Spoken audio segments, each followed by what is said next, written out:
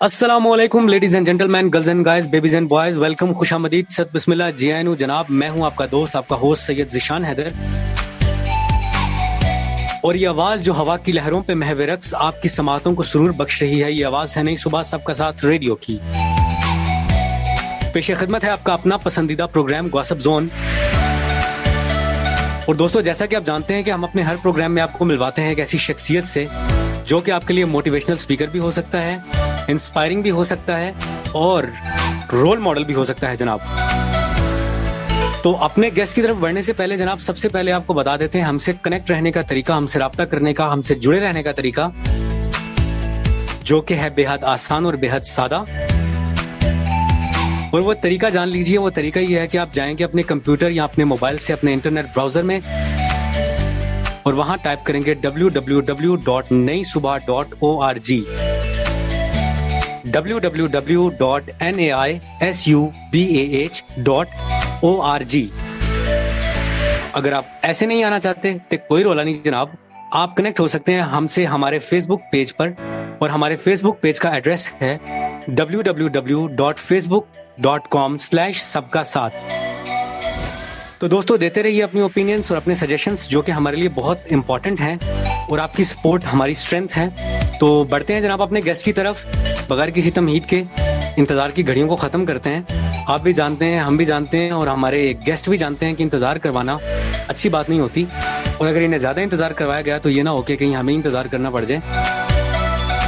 तो जनाब, आज हमारे साथ मौजूद हैं, एक शॉर्ट सा इंट्रोडक्शन करवा दूं अपने गेस्ट की तरफ बढ़ने से पहले। सिद्रा हमारे साथ मौजूद हैं, जो कि विजुअली इम्पेयर्ड होने के बावजूद अपनी जिंदगी बहुत परफेक्ट अंदाज में गुजार रही हैं माशाल्लाह। तो बढ़ते हैं जनाब। अस्सलाम वालेकुम सिद्रा, कैसी हैं आप? वालेकुम अस्सलाम, मैं ठीक हूँ अल्हम्दुलिल्लाह। सबसे पहले तो आपको थैंक्स कहते हैं, आपको वेलकम करते हैं अपने शो में कि आपने अपने कीमती वक्त में से हमारे लिए वक्त निकाला। जी, तो सिद्रा, सबसे पहले आप मुझे ये बताइएगा कि जो आपकी ब्लाइंडनेस है, जो डिसेबिलिटी है आपकी, ये बाय बर्थ है या लेट ब्लाइंडनेस है? जी, मैं लेट ब्लाइंड हूँ, बाय बर्थ नहीं थी। अच्छा, तो आपका कॉज ऑफ ब्लाइंडनेस क्या था? किस वजह से? कोई ट्रेजेडी हुई थी, कोई एक्सीडेंटल इशू था या फिर कोई डिजीज, या फिर मतलब क्या रीजन थी इस? टाइफाइड की वजह से मेरी आई साइड अफेक्ट हुई और फिर प्रॉपर ब्लाइंडनेस की तरफ। अच्छा, तो टाइफाइड की वजह से आपकी आई साइट जो है वो डिक्रीज होना शुरू हो गई। तो अब जो आपकी आई साइट का स्टेटस है, ये थोड़ा क्लोज क्वेश्चन है लेकिन फिर भी मुझे करना चाहिए क्योंकि लिसनर्स भी इस चीज को लेके क्यूरियस होंगे। तो इस वजह से भी आपसे पूछ रहा हूँ कि आप जो आपका आई साइट का विजन स्टेटस है वो क्या है? मतलब किसी हद तक देख सकती हैं, परसेप्शन होता है आपको, या मतलब टोटल ब्लाइंड है? मैं टोटल ब्लाइंड। अच्छा, तो सीधा मुझे ये बताइए कि आपकी फैमिली में कोई और भी ब्लाइंड है या आप इंडिविजुअल ब्लाइंड पर्सन है? नहीं, मेरी फैमिली में कोई भी ब्लाइंड नहीं है, इवन की कोई और डिसेबिलिटी भी नहीं है किसी को। अच्छा, चलें जनाब, इससे पहले कि आप हमारे लिसनर्स बोर हो रहे हो हमारी बातों से, तो आप जरा चलते हैं कुछ इंटरेस्टिंग टॉक की तरफ। आप पहले मुझे सीधा ये बताइएगा कि आपकी नेचर किस किस्म की है, जो कि हमारे लिसनर्स भी जानना चाह रहे होंगे, सुनना चाह रहे होंगे। तो जरा हमारे लिसनर्स को बताइए आपकी नेचर जो है वो किस किस्म की है। मैं शुरू से ही कम बोलना पसंद करती हूँ, मैं कम गो हूँ और शाइनेस है मुझ में। बेशक मैं भी बड़ी हो गई हूँ बट शाइनेस है और थोड़ा सा कॉन्फिडेंस की कमी भी है मुझ में। अच्छा, तो जो शाइनेस है आप में, आपको लगता है या सब कहते हैं? और अगर सब कहते हैं और आपको भी लगता है, और अगर सिर्फ आपको लगता है, सब नहीं कहते, तो फिर मैं इसकी रीजन जानना चाहूंगा कि इसकी रीजन क्या है? क्या आप समझती हैं कि किसी हद तक ये कॉज ऑफ ब्लाइंडनेस है या कोई और रीजन भी हो सकती है इसकी?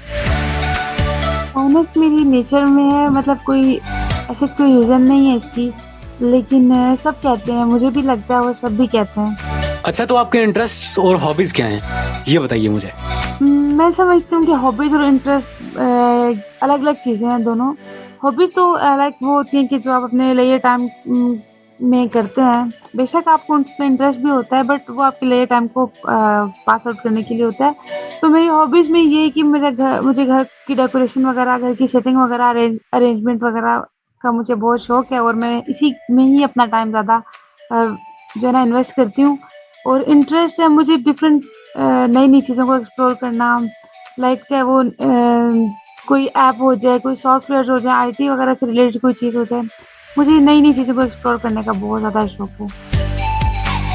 चलिए जनाब, जबरदस्त, ये तो बहुत अच्छी बात है और माशाल्लाह आप एक क्रिएटिव माइंड रखती हैं। तो जितनी भी अप्रिशिएशन की जाए या दी जाए आपको, वो मेरे ख्याल से कम होगी। तो बहुत अच्छी बात है ये, आप अपने आप में अपनी मिसाल है माशाल्लाह। तो मुझे ये बताइएगा कि आपकी क्वालिटी क्या है जो आपको लगता है, या लोग कहते हैं, या आपको क्या लगता है कि आपकी क्वालिटी क्या है? हर बंदे में क्वालिटी होती है ना, तो उस हवाले से एक बहुत सारी क्वालिटीज हो सकती हैं, लेकिन एक कोई ऐसी क्वालिटी होती है जो आप में नुमाया होती है।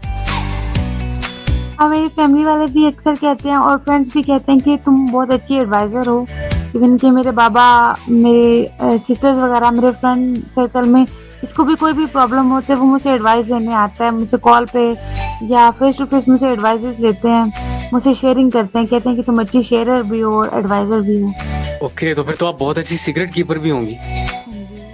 चलिए, ये तो बहुत अच्छी बात है। अब मुझे ये बताइए कि आपको खाने में क्या पसंद है वैसे? खाने पीने की वैसे मैं बहुत ज़्यादा शौकीन नहीं हूँ, मैं बहुत चूज़ी हूँ खाने पीने के मामले में, लेकिन ये चावल वगैरह या इस तरह की चीज़ें मुझे पसंद है, लाइक जो ज़्यादातर आजकल नौजवान खा रहे हैं। बाकी ये जो ताकत वाली चीज़ें होती हैं, इन चीज़ों से थोड़ा सा मेरी नहीं बनती। अच्छा, चलें, कोई बात नहीं। और नेक्स्ट क्वेश्चन मैं आपसे ये पूछूंगा कि आपको सॉन्ग कौन सा पसंद है? आप सॉन्ग सुनती हैं, म्यूजिक तो सुनती होंगी ना आप? हाँ जी, मुझे सारा अली बग्गा बहुत पसंद है। उसके सॉन्ग्स स्पेशली ये वाले दो मुझे बहुत पसंद है। एक तो दिल है नादां की हर खुशी तू है, और दूसरा तू क्या जाने। ओके, चलें, बहुत अच्छी बात है। तो जनाब लिसनर्स, यहाँ में लेना है छोटा सा ब्रेक, और इस ब्रेक के बाद आपसे मुलाकात होती है दोबारा। जुड़े रहिए हमारे साथ।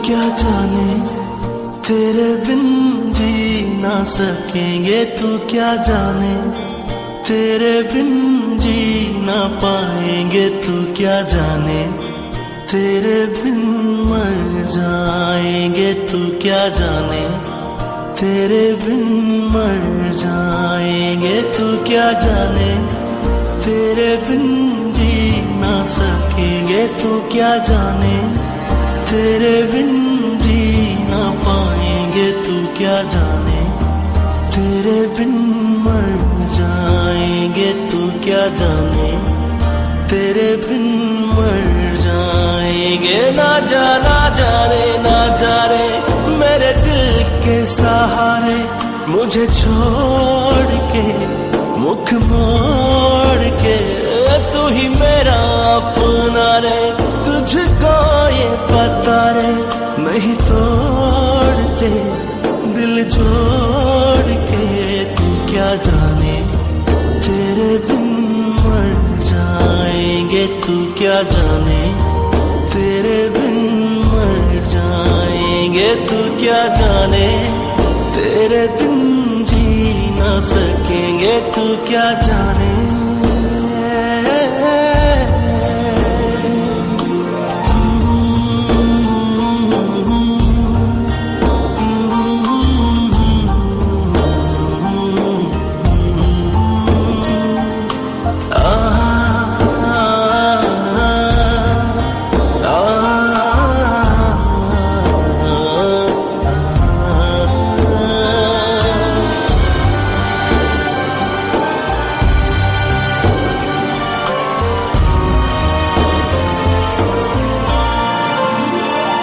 तेरे बिन ऐसे उजड़े ना कोई रब्बा, ऐसे बिछड़े तो ये जान भी उछड़े फिर सांस ही उखड़े कहूँ किसका ये दुखड़े मेरी जान के टुकड़े, वो सारी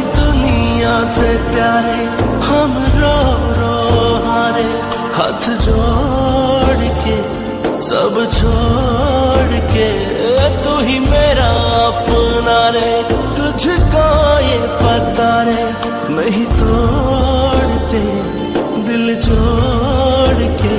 तू क्या जाने तेरे बिन मर जाएंगे, तू क्या जाने तेरे बिन मर जाएंगे, तू क्या जाने तेरे बिन जी ना सकेंगे, तू क्या जाने।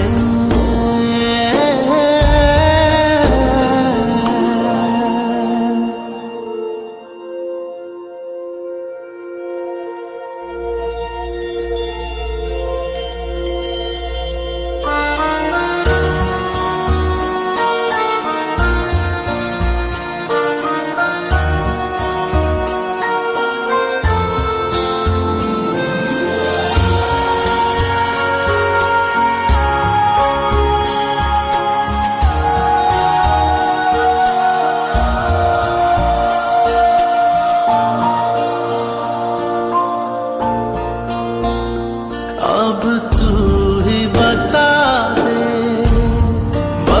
दे कैसे जीना है, सिखा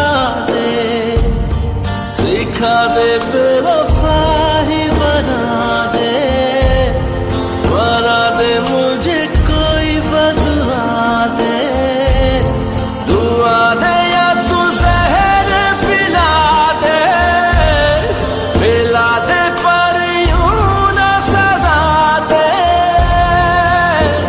और देख तू आके मानी दुनिया खुदा रे, तुझे छोड़ के मुंह मोड़ के तू ही मेरा अपना रे, तुझको ये पता रे नहीं तोड़ते दिल जोड़ के। तू क्या जाने तेरे बिन मर जाएंगे, तू क्या जाने तेरे बिन मर जाएंगे, तू क्या जाने तेरे बिन जी ना सकेंगे, तू क्या जाने।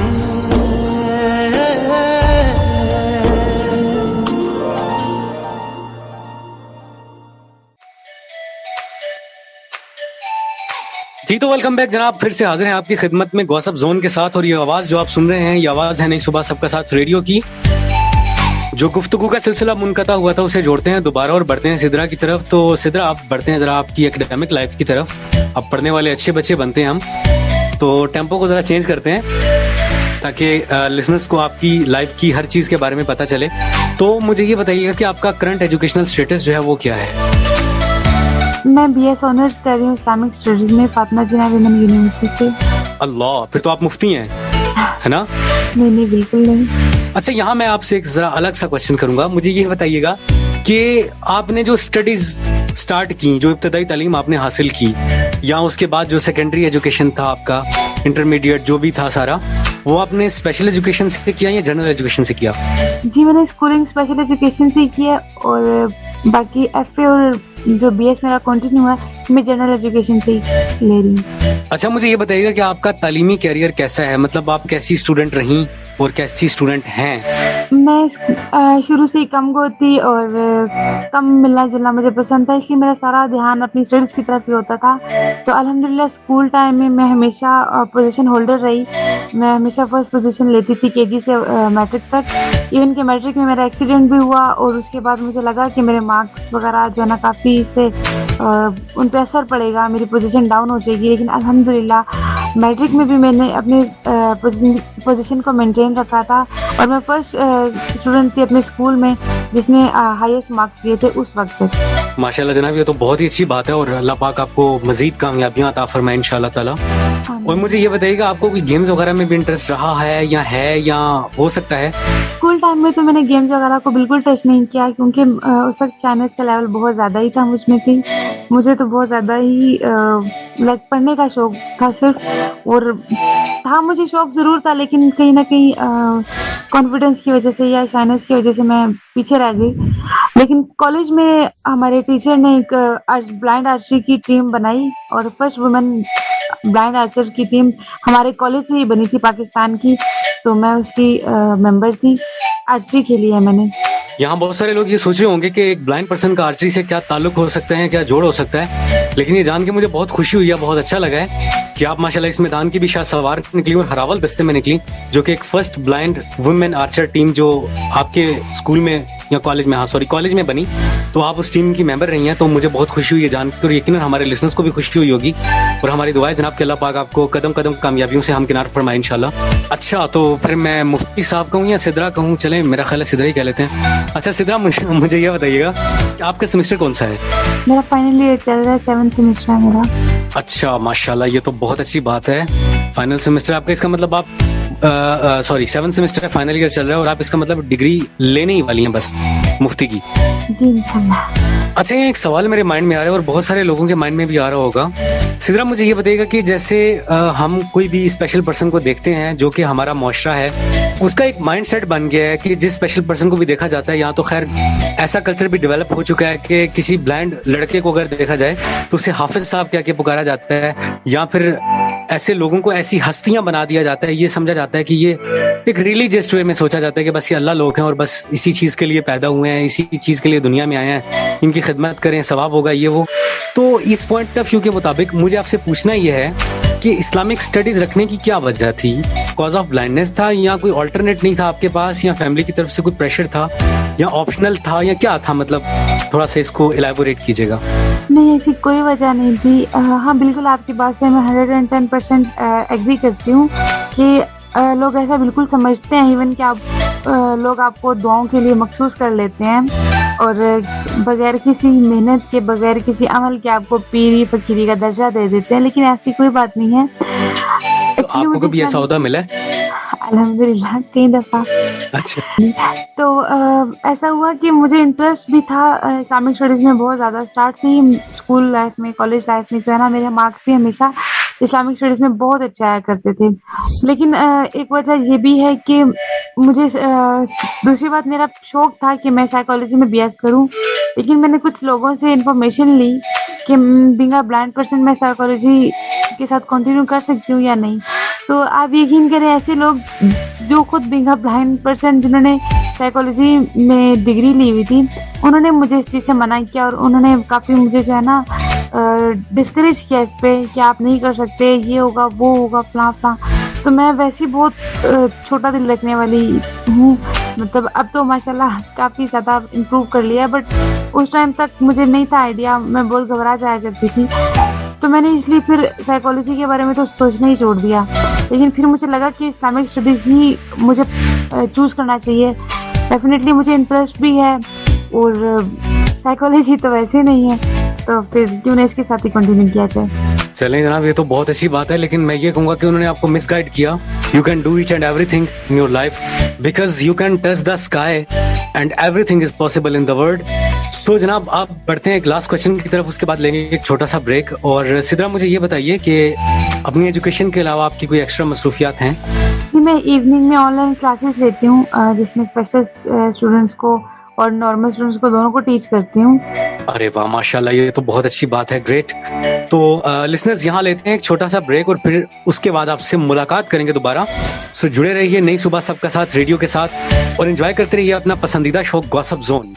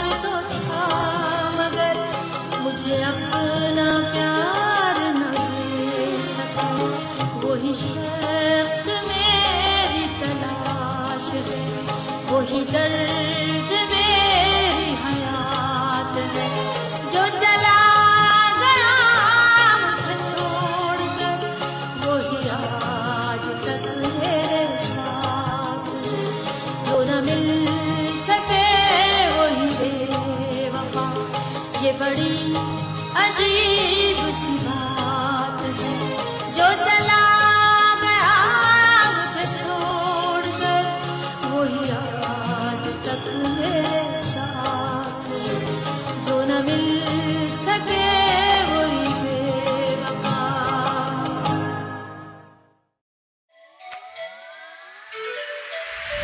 जी तो वेलकम बैक जनाब। कंटिन्यू करते हैं अपने गपशप के सिलसिले को और मैं तो बहुत एंजॉय कर रहा हूँ, बहुत कुछ सीख भी रहा हूँ, तो यकीनन आप भी बहुत कुछ सीख रहे होंगे और बहुत एंजॉय कर रहे होंगे। जी सिद्रा, तो मुझे ये बताइए कि बीइंग अ स्पेशल पर्सन, मैं तो आपको स्पेशली कहूंगा, तो मुझे ये बताइएगा कि आपको या आपके फ्रेंड्स जो कम्युनिटी वाले लोग हैं उनको किस किस प्लेटफॉर्म पे किस किस किस्म की हर्डल्स को फेस करना पड़ता है, किस किस किस्म की प्रॉब्लम्स को आप लोगों को फेस करना पड़ता है, और आपके पास क्या स्ट्रेटजी होती है उन सिचुएशंस को टैकल करने के लिए? प्रॉब्लम तो हर इंसान को बहुत सारी फेस करनी पड़ती हैं, लेकिन बीइंग अ स्पेशल पर्सन जो है ना, हमें कुछ और टाइप की डिफिकल्टीज को फेस करना होता है। जैसे कि हम अगर फैमिली से स्टार्ट लें तो सबसे पहला हमें प्रॉब्लम फैमिली में ये होता है कि हमारी फैमिली हमें अंडरस्टैंड नहीं कर पाती, क्योंकि हमारे दूसरे बहन भाई, हमारे बाकी फैमिली मेम्बर्स, हमारे कजन्स वगैरह नॉर्मल होते हैं, तो इसलिए उन्हें हमें अंडरस्टैंड करने में बहुत ज़्यादा प्रॉब्लम होती है। दूसरा, जब दाएं बाएं के लोग हमें ये कह के उनको डिस्करेज करते हैं कि हम खुदा न ख्वास्ता उनकी किसी गलती की सजाएं, किसी गुनाह की सजाएं, या कोई आजमाइश है या पता नहीं क्या है, तो वो चीज़ हमारे पेरेंट्स को बहुत ज़्यादा डिप्रेस कर देती है, या वो हमारे फ्यूचर को लेके बहुत ज़्यादा डिप्रेस हो जाते हैं। ठीक है, डिप्रेस होना कोई गलत बात नहीं है, वो एक पॉजिटिव वे में होते हैं, लेकिन उनको अवेयरनेस नहीं होती इस चीज़ की कि जितना मतलब ब्राइट फ्यूचर एक नॉर्मल पर्सन का हो सकता है, इससे कई गुना ज़्यादा हमारा हो सकता है। तो बस जितना वो उनको पॉलिश करते हैं, उन पे वो जो है ना अपनी इन्वेस्टमेंट करते हैं, टाइम की, अपनी जो है ना अमाउंट वगैरह, हर लिहाज से मतलब उनके साथ प्रॉपर कोऑपरेट करते हैं। तो अगर वो चीज़ें हम पे इन्वेस्ट की जाएं तो हम उनसे कई गुना ज़्यादा उनको अच्छा रिजल्ट दे सकते हैं। हमें सिर्फ अप्रिसिएशन की, कॉन्फिडेंस की ज़रूरत होती है कि हमें कोई इनकरेज करे। तो फैमिली वालों का ये होता है कि अगर फैमिली वाले खुद ही हमें लेके कंफ्यूज हों, तो डेफिनेटली जो हमारे इर्द गिर्द का माहौल होता है वो हमारे फैमिली वाले उन तक हमें इंट्रोड्यूस करवाते हैं, लाइक हमें उनमें वो ही लेके जाते हैं। तो जैसा हमें वो शो करेंगे, इसी तरह हमारी कम्युनिटी वाले हमें एक्सेप्ट करेंगे। तो ये सारी रिस्पॉन्सिबिलिटी हमारे पेरेंट्स और फैमिली वाले पे जाती है कि वो हमें किस तरह से लेते हैं और हमें किस तरह समझते हैं और हमें प्रेजेंट कैसे करते हैं लोगों के सामने। बाकी जहाँ तक सोसाइटी की बात आ जाती है, तो सोसाइटी सबसे पहले हमें डिस्करेज करती है इस तरह के कलमात क्या कह के कि बेचारी या बेचारा, अल्लाह अब क्या होगा, इसकी ज़िंदगी तो अंधेर हो गई है, इसके लिए दुनिया रात दिन मरना जीना एक हो गया है, और पता नहीं क्या क्या बातें बोल के हमें इस हद तक ले आते हैं कि हम लोग खुद समटाइम, आप यकीन करें कि यूनिवर्सिटी लेवल पे पहुंच गई हूँ, समटाइम कभी कभी वाकई टीचर से भी इवन के सुनने को मिल जाता है। तो ये सुन के दिल बड़ा अजीब होता है कि अगर एक टीचर बोल रहा है तो शायद इनकी बातों में कुछ वजन हो, शायद किसी हद तक रियलिटी से मैच करती हूँ। तो डिस्करेज हो जाता है बंदा, और बंदा जो है ना अपने अज़म को खो बैठता है। और बहुत सारे लोग मैंने देखे हैं कि वो अपनी स्टडीज को इसी वजह से कंटिन्यू नहीं कर पाते हैं। मेरी यूनिवर्सिटी फेलोज ने ऐसा किया है। तो बहुत सारे हर्डल्स फेस करने पड़ते हैं। फिर ऐसा होता है कि फैमिली वाले अंडरस्टैंड नहीं करते, तो टीचर्स नहीं अंडरस्टैंड करते, हमारे फ्रेंड्स हमें अंडरस्टैंड नहीं करते हैं। हम अगर ज़्यादा से ज़्यादा कम्युनिकेट करें भी तो अपने जैसे ही लोगों से, स्पेशल पर्सन से कम्युनिकेट कर सकते हैं। हम नॉर्मल के साथ ना कंफर्टेबल होते और ना ही वो हमें इस तरह मौका देते हैं कि हम उनके साथ जो है ना इजीली कम्युनिकेट करें, उनके साथ टाइम सर्व करें, उन्हें अंडरस्टैंड करें या वो हमें अंडरस्टैंड करें, क्योंकि वो हमें स्पेस ही नहीं देते। तो ये चीज़ें होती हैं कि अवेयरनेस की बहुत ज़्यादा कमी है, जिसकी जिम्मेदार इनडायरेक्टली अगर कहें तो हम गवर्नमेंट को ठहरा सकते हैं, क्योंकि हम भी नॉर्मल पर्सन्स की तरह एक अपने राइट्स और रिस्पॉन्सिबिलिटीज़ को समझते हैं और हकदार हैं कि हमें हमारी रिस्पॉन्सिबिलिटीज़ को भी हम अपनी रिस्पॉन्सिबिलिटीज़ भी अदा करें, लेकिन हमें हमारे हक भी दिए जाएं। तो गवर्नमेंट को चाहिए कि इस तरह के अवेयरनेस प्रोग्राम वगैरह अरेंज करवाए, ऐसी वर्कशॉप्स वगैरह करवाए। बाकी बहुत सारी प्रॉब्लम्स आ जाती हैं, जैसा कि बहुत सारे स्पेशल पर्सन ऐसा करते हैं कि वो दुनिया से कट ऑफ हो जाते हैं। लाइक वो किसी शादी वगैरह में जाना पसंद नहीं करते, किसी गेस्ट के सामने जाना पसंद नहीं करते, आउटिंग पे जाना हो तो वो जाना इसलिए नहीं पसंद करते क्योंकि वो अपने आप को बहुत अकेला फ़ील कर रहे होते हैं। हमारे फैमिली वाले, हमारे फ्रेंड्स ऐसा नहीं करते हैं कि अगर कोई ऐसी जगह पे हम जाएँ, जहाँ पर हल्ला-गुल्ला हो, रश हो, तो वो हमें प्रॉपर जो है ना हमें प्रॉपर गाइड करें। उनको चाहिए कि वो हमें प्रॉपर इस तरह से गाइड करें कि हमें ये फ़ील ना हो कि हमारी आईसाइट नहीं है। वो हमारी आइज़ बन के हमें लाइक गाइडलाइन देते रहें। लाइक अगर हम किसी जगह पे आउटिंग पे जाते हैं तो उन्हें चाहिए कि वो हमें एन्जॉय करवाएँ, वो हमें बताएँ इर्द-गिर्द का। वरना इस तरह होता है कि वो लोग खुद ही एन्जॉय करते रहते हैं और हम चुप के चुप बैठे रहते हैं। तो इसलिए हम लोग घर पे रहना पसंद करते हैं ताकि हम लोग ना इस तरह के मौकों पे जाएँ, ना इस तरह की जगहों पे जाएँ, ना डिप्रेस हों, ना लोग हमें बोझ समझें। तो मेरी रिक्वेस्ट भी है और ऐसा करना भी चाहिए लोगों को कि उनको ये एहसास खुद होना चाहिए कि अगर उनके पास एक चीज़ नहीं है तो वो क्या एक्सपेक्ट करेंगे लोगों से, कि लोग उन्हें बिल्कुल एक जगह बिठा दें, छोड़ दें, या लोग उन्हें प्रॉपर गाइड करें, लोग उन्हें समझें, अंडरस्टैंड करें, उनको अपने साथ मिलने-जुलने का मौका दें ताकि वो एक कॉन्फिडेंट सिटीज़न के तौर पे जो है ना अपना किरदार अदा कर सकें। ये तो बहुत अच्छी बात है सिद्रा। मैं तो यकीन करें हैरान भी हो रहा हूँ और परेशान भी हो रहा हूँ कि आपका हौसला है ये सोच के कि आप इतने हर्डल्स को फेस करने के बाद माशाल्लाह हायर एजुकेशन हासिल कर रही हैं। तो अब मुझे आपसे पूछना ये है कि जो आप यूनिवर्सिटी तक पहुंची हैं, हायर एजुकेशन ले रही हैं, तो ये कैसे मुमकिन हो सका? इतनी ज्यादा हर्डल्स और इतनी डिफिकल्टीज के बाद ये कैसे मुमकिन हो सका? मैं अपने आप को बहुत लकी तस्वुर करती हूँ। मैंने जहाँ तक बात की कि फैमिलीज़ में ये चीज़ें होती हैं और वाक़ई होती हैं, ये एग्ज़िस्ट करती हैं और मैंने भी काफ़ी तक फेस की और ये चीज़ मैंने क्लियर की कि इसमें प्रॉब्लम ये नहीं होता कि हमारे फैमिली वाले खुदा न ख़ास्ता हमसे प्यार नहीं करते या हमें बोझ समझते हैं। प्रॉब्लम आ जाती है अवेयरनेस की, तो उनमें अवेयरनेस नहीं होती। लेकिन अल्हम्दुलिल्लाह मेरी फैमिली ने मुझे बहुत सपोर्ट किया, बहुत ज़्यादा सपोर्ट किया, जिसकी बिना पे मैं इस काबिल हुई हूँ कि मैं यूनिवर्सिटी तक पहुँची हूँ और इसके पीछे मेरे टीचर्स और मेरी फैमिली का ही सपोर्ट है। तो बहुत ज़्यादा मुझे इस चीज़ का है कि अल्लाह ताला मेरे पेरेंट्स को और सबके पेरेंट्स को सलामत रखे। उन्होंने मुझे बहुत ज़्यादा सपोर्ट किया, इवन कि मेरी फैमिली में आज तक कोई यूनिवर्सिटी नहीं गया और लेकिन मेरे पेरेंट्स ने मुझे इतना कॉन्फिडेंस दिया, मुझ पे इतना ट्रस्ट किया कि मुझे यूनिवर्सिटी तक लेके आए और ये मेरी पूरी फैमिली में एक रोल मॉडल के तौर पे मुझे लिया जाता है कि हमारी फैमिली की फर्स्ट जो है ना फीमेल है जो यूनिवर्सिटी तक गई हैं और बीइंग अ ब्लाइंड पर्सन अच्छे से सर्व कर रही हैं। ग्रेट, माशाल्लाह, ये तो बहुत अच्छी बात है और जितना भी आपको अप्रिशिएट किया जाए कम है। लेकिन एक और सवाल मेरे जहन में ये आया कि आप यूनिवर्सिटी लेवल तक आ गई हैं, लेकिन अब तो आपका सर्कल माशाल्लाह एजुकेटेड होगा, तो क्या यहाँ भी आपको स्टडी से रेलेवेंट कुछ इश्यूज फेस करना पड़ते हैं या बिहेवियर से रेलेवेंट कुछ सम काइंड ऑफ इश्यूज? जी, अफसोस के साथ ये कहना पड़ता है कि बेशक मैं मैच्योर एनवायरनमेंट में हूँ, एजुकेटेड एनवायरनमेंट में हूँ, सब कुछ है, लेकिन आई थिंक यहाँ मुझे ज़्यादा इश्यूज फेस करने पड़ते हैं कंपेयर टू कॉलेज।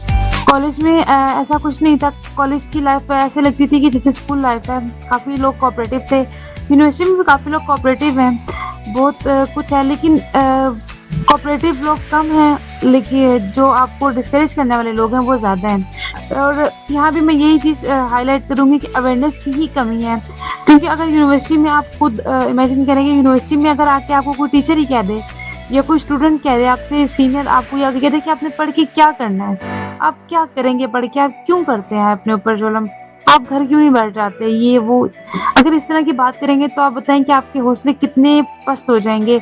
आप सोचेंगे कि अगर एक एजुकेटेड इंसान आपको ये कह रहा है तो वाकई शायद आप अपने आप को बहला रहे हैं या टाइम पास कर रहे हैं। तो बहुत सारे इश्यूज होते हैं। बाकी बिहेवियर इश्यूज इस तरह के भी होते हैं कि कोई आपको यूनिवर्सिटी में पूछता नहीं है। मैं एक छोटा सा एक्सपीरियंस शेयर करूंगी कि ऐसा हुआ था कि मैं और मेरी फ्रेंड एक दफ़ा हम जा रहे थे अपनी क्लास की तरफ जा रहे थे, तो गर्ल्स हमारी तरफ देख रही थी, इवन कि उन्होंने हमारी तरफ देख कोई बात भी की थी हमारे ड्रेसिंग को लेके, यानी जिससे साफ जाहिर होता था कि उनका ध्यान हम में था। ऐसा नहीं हम कह सकते कि उनका ध्यान हम में नहीं था, लेकिन हम गलत रास्ते की तरफ जा रहे थे जहाँ से गिरने लगे थे हम। तो उन फ्रेंड्स ने हमें नहीं रोका, उन्होंने इवन की गाइड करना तो दूर की बात, उन्होंने बताया भी नहीं हमें दूर से कि आगे आप गिर जाएंगे, खड्डा है।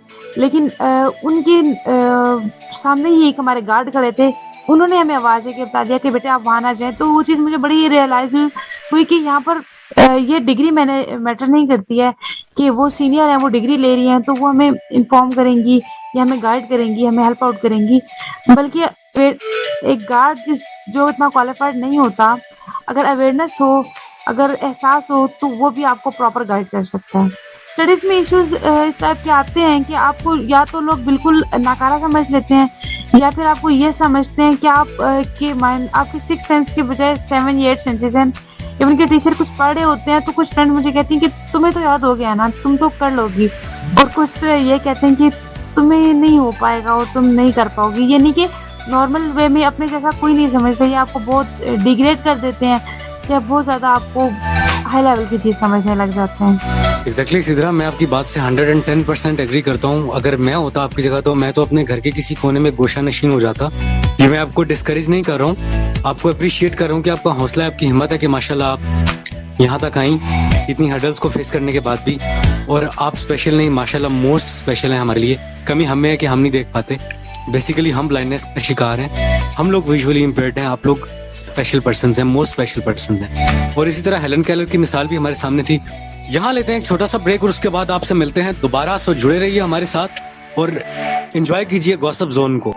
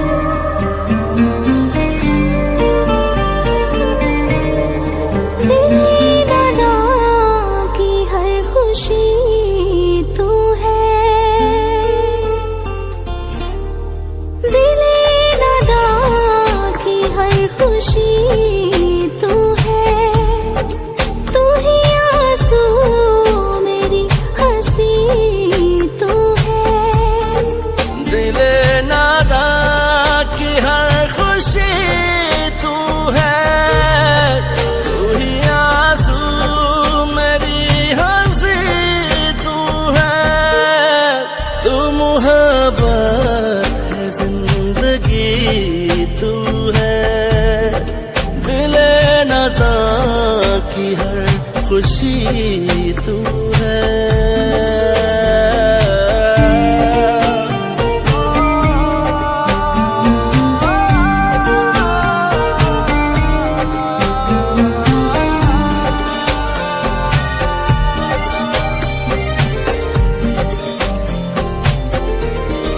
बात तेरे दिल में जो मेरा दिल सोचे, आए धड़कन मेरे दिल की तेरे दिल से होके, बन के एक ख्वाब तेरे दिल में यूं तर जाऊं, तेरी आंखों के शहर से ना लौट कर आऊं।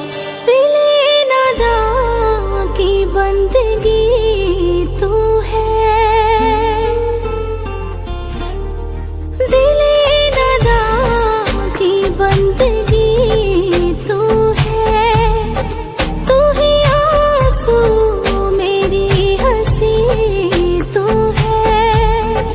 दिले नादा की बंदगी तू है, तू ही आंसू मेरी हंसी तू है, तू मोहब्बत है जिंदगी तू है।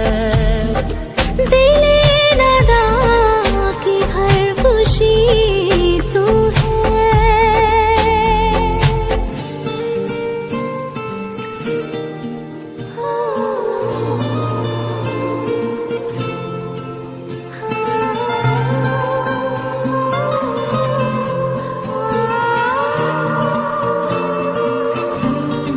ना है शिकवा ना शिकायत, ना रहा कोई गिला, शुक्र बस रब का किया है जब से हमको तू मिला।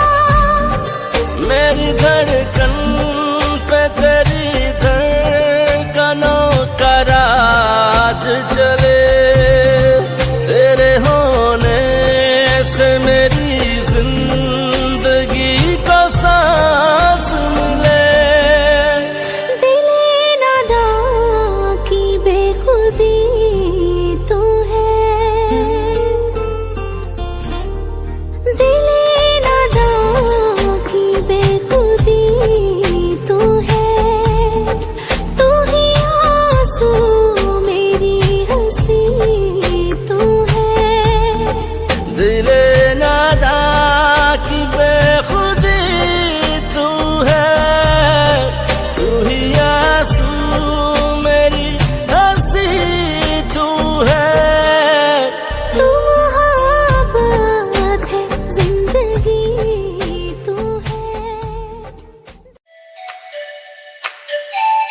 जी तो वेलकम बैक जनाब। मुलाकात हो रही है आपसे दोबारा और गपशप के सिलसिले को दोबारा जोड़ते हैं यहाँ से।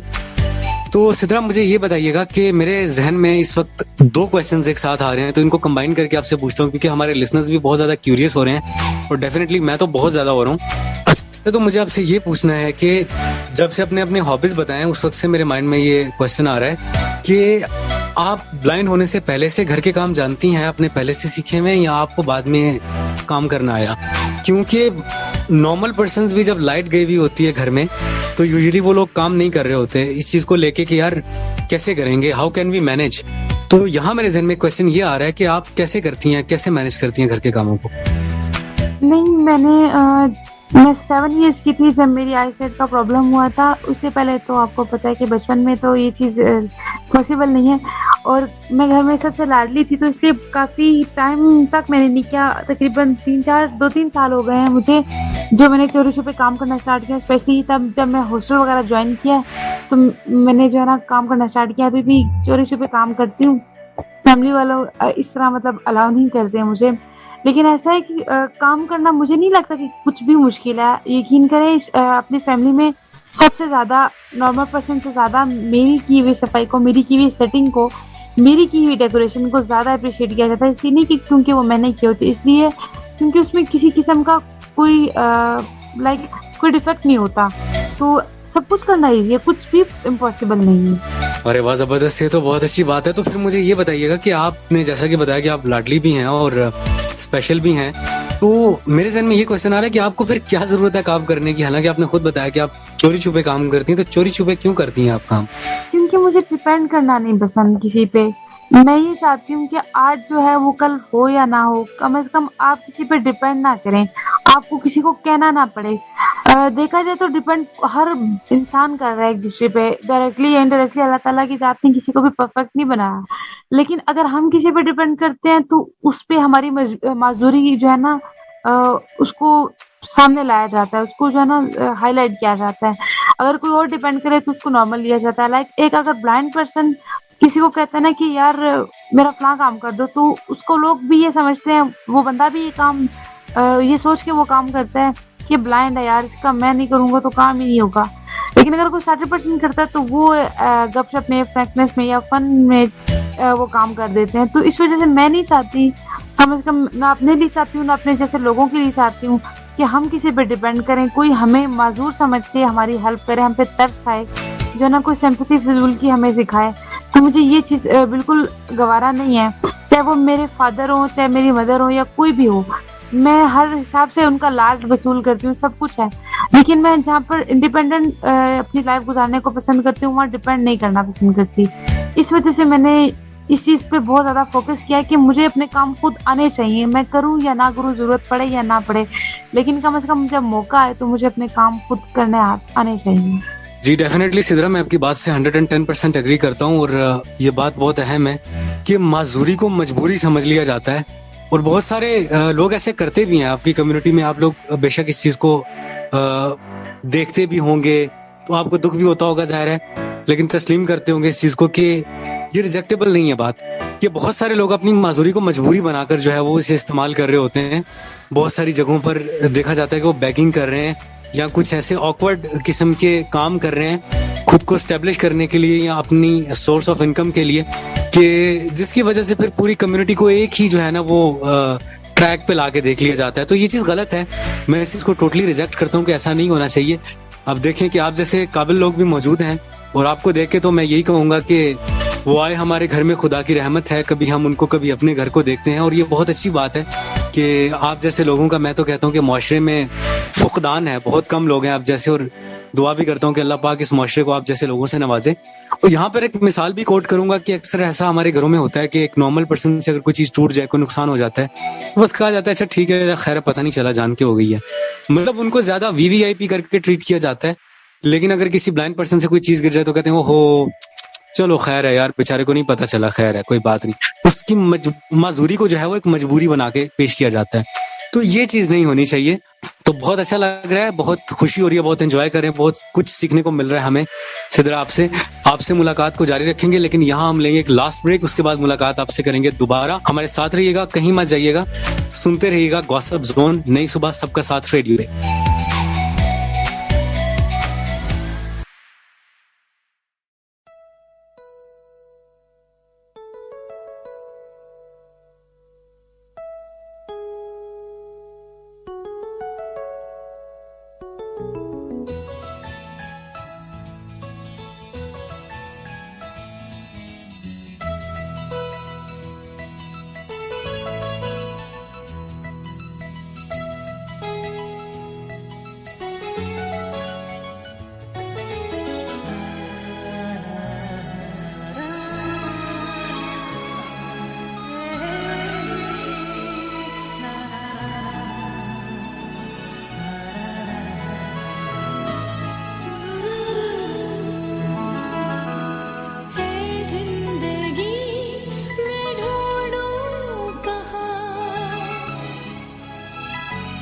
तुझे ढूंढूं कहाँ नदिया की लहरों में, अपनों में गैरों में, फूलों में कलियों में, सपनों की गलियों में, तितली के रंगों में, उड़ती पतंगों में, खिलते गुलाबों में, बहते चनाबों में, सात आसमानों में, सारे जहानों में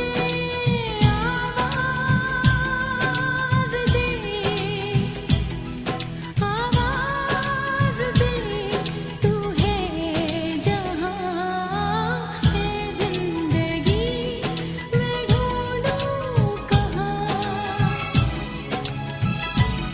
तुझे ढूंढूं कहाँ।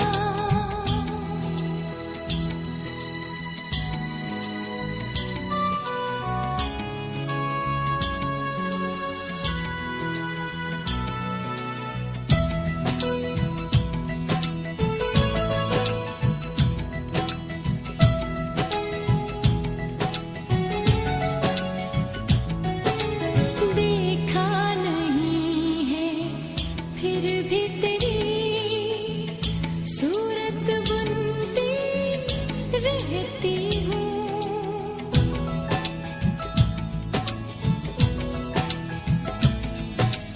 देखा नहीं है फिर भी तेरी सूरत बुनती रहती हूँ, तेरी आँखों की अपने दिल पर दस्तक सुनती रहती हूँ, कोई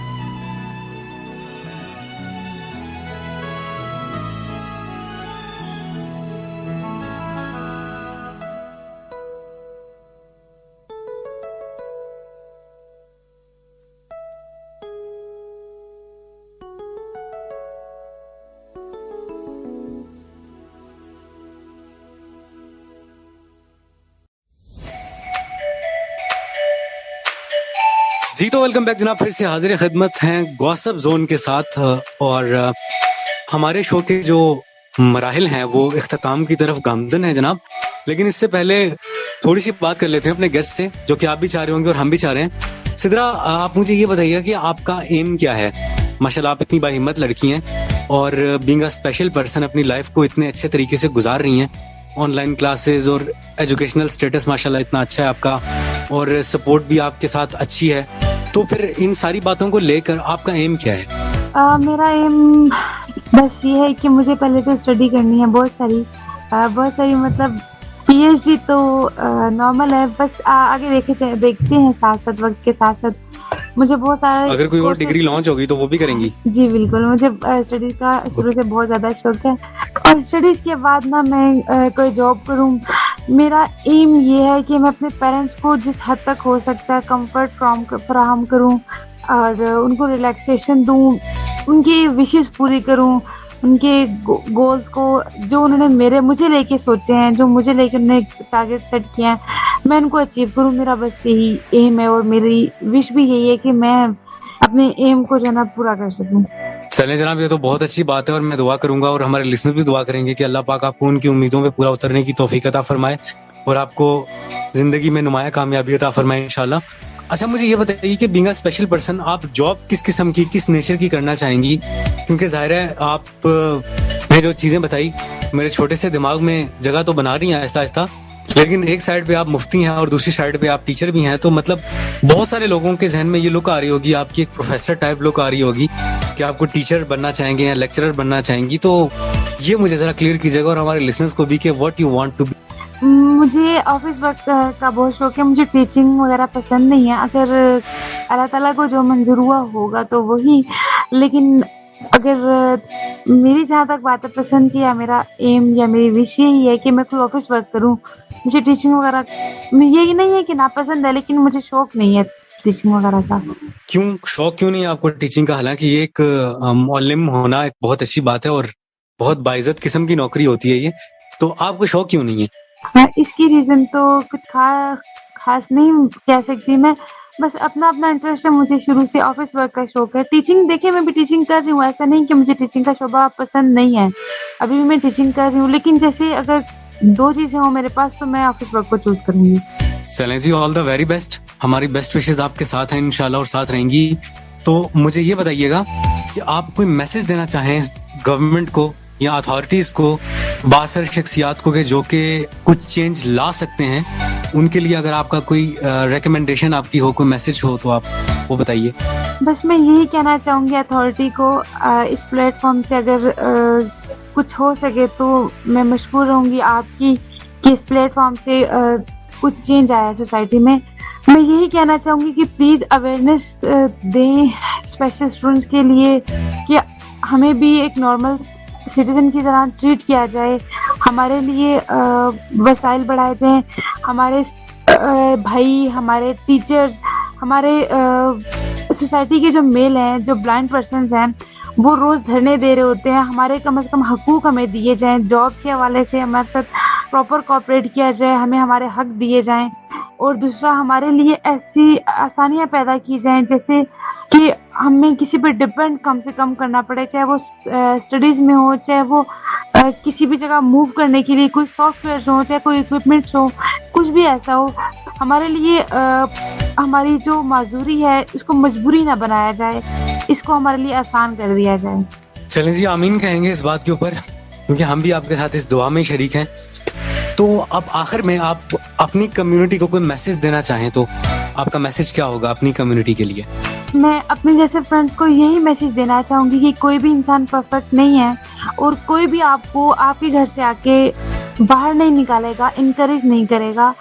बहुत सारी चीजें मैंने भी अपनी लाइफ में पीछे रह गई हूँ मैं भी। कोई भी इंसान परफेक्ट नहीं है, तो मैं चाहती हूँ कि जो चीजें मैंने छोड़ दी हैं ये सोच के कि नहीं मुझे शर्म आती है या कॉन्फिडेंस की वजह से या लोग क्या कहेंगे, ये एक ब्लाइंड पर्सन हो कि इसको देखो शौक चढ़ा हुआ है ये वो, तो मैं कहती हूँ कि आप लोग ऐसा ना करें, अपने आप को मनवाएं। लोग तो आपको डिग्रेड करते हैं, जो आपका मुकाबला नहीं कर सकते वो आपकी मुखालफत करते हैं। इस चीज को आप अपने माइंड में रख लें। तो जो आपकी मुखालफत करते हैं आप बल्कि खुश हों कि वो आपका मुकाबला नहीं कर सकते। लोगों को मौका ना दें कि वो आपको डिस्करेज करें, लोगों को इस चीज़ का मौका दें कि वो आपको अप्रिशिएट करें। एक वक्त आएगा कि वो आपको अप्रिशिएट करेंगे, तो आपको अपने आप को किसी पर जब आप डिपेंड नहीं करेंगे तो आप रोल मॉडल होंगे सबके लिए। तो अपने आप को किसी पर डिपेंड ना करें। बेशक आपको कोई मौका देता है, आपको अपॉर्चुनिटी देता है, लेकिन आप फिर भी उस अपॉर्चुनिटी का अवेल ना करें और एक इंडिपेंडेंट लाइफ स्पेंड करें। एग्जैक्टली बिल्कुल, मैं भी आपकी इस बात से अग्री करूंगा और ऐसा ही होना चाहिए। तो बातें तो बहुत सारी हैं और रह भी जाती हैं अक्सर, तो लेकिन मैं यहाँ फिर भी आपको बहुत ज़्यादा अप्रिशिएट करूंगा कि आप बीइंग अ स्पेशल पर्सन अपनी लाइफ को इतने अच्छे अंदाज से गुजार रही हैं। और दुआ करता हूँ उन लोगों के लिए कि जो बाकी लोग हैं वो भी अपनी ज़िंदगी को इसी अंदाज में गुजारने की कोशिश करें, क्योंकि आप हमारे लिए रोल मॉडल्स हैं और मोस्ट स्पेशल हैं। और अल्लाह पाक हमें आपकी आंखें बनने की तौफीक अता फरमाए ताकि हम आप लोगों को एक अच्छी गाइडलाइन दे सकें, अच्छे रास्ते की तरफ ला सकें, बजाय इसके कि हम आपको मिसगाइड करें या खुदा न खास्ता कोई चीज़ अगर आपको लग रही है तो हम उसको एंजॉय करने के बजाय आपको कुछ अच्छा दे सकें। अगर आपको कुछ अच्छा नहीं दे सकते तो कम से कम कुछ बुरा तो ना दें। तो जनाब, जैसा कि हमारे शो का वक्त भी अब खत्म हो गया है और इसी शेर के साथ अपने दोस्त, अपने होस्ट सैयद ज़ीशान हैदर को दीजिए इजाजत कि नहीं है तेरा नशेमन कसरे सुल्तानी के गुंबद पर, तू शाहीन है बसेरा कर पहाड़ों की चट्टानों पर। तो जाने से पहले एक बार हमसे रब्ता करने का तरीका नोट कर लीजिए। आप जाएंगे अपने कंप्यूटर या मोबाइल से अपने इंटरनेट ब्राउजर में और वहां लिखेंगे www.naisubah.org, www.naisubah.org। आप हमारे फेसबुक पेज पर भी हमसे कनेक्ट हो सकते हैं, जिसका एड्रेस है www.facebook.com/सबका साथ। अगले शो तक के लिए अपना और अपने इर्द गिर्द के लोगों का ख्याल रखिए, क्योंकि आप किसी का ख्याल रखेंगे तो कोई आपका ख्याल रखेगा। अगले शो में एक नए मेहमान के साथ मुलाकात होगी। अल्लाह हाफ़िज़ व नासिर।